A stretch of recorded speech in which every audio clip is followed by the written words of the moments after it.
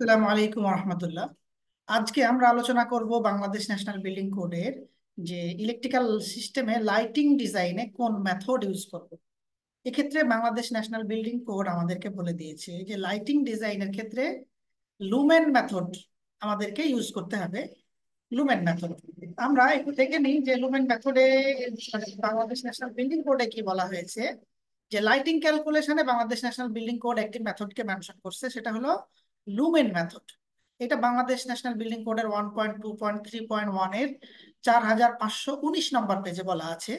কিন্তু সমস্যা হচ্ছে যে এই engineering code Bangladesh national building code lumen মেথডের ফর্মুলাটা এখানে দিয়ে দেয় নাই। এটা আমাদেরকে ইন্টারনেট থেকে বা কোনো বই থেকে কালেক্ট করতে হবে। দ্বিতীয়ত হচ্ছে, প্রফেশনালি লাইটিং ডিজাইন করতে গেলে বর্তমান যুগের প্রেক্ষাপটে আপনি যদি ম্যানুয়াল ক্যালকুলেশন করেন, এইটা মানে বড় প্রফেশনাল ডিজাইনের ক্ষেত্রে এটা অ্যাকসেপ্টেড নরমালি করা হয় না।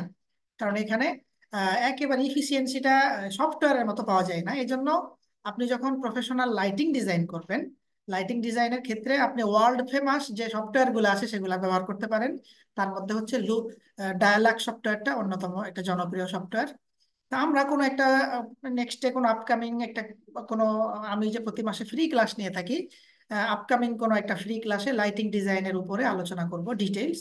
এখন আমরা শুধু এতটুকু জানলাম যে লাইটিং ডিজাইনে আমাদেরকে লুমেন মেথড পদ্ধতিটা ফলো করে আমরা ডিজাইন করতে পারি, অথবা আমরা ওয়ার্ল্ড ফেমাস সফটওয়্যারগুলোর মাধ্যমেও আমরা লাইটিং ডিজাইনের ক্যালকুলেশন করতে পারি।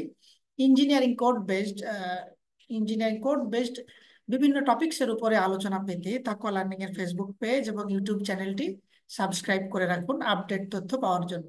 ধন্যবাদ সবাইকে।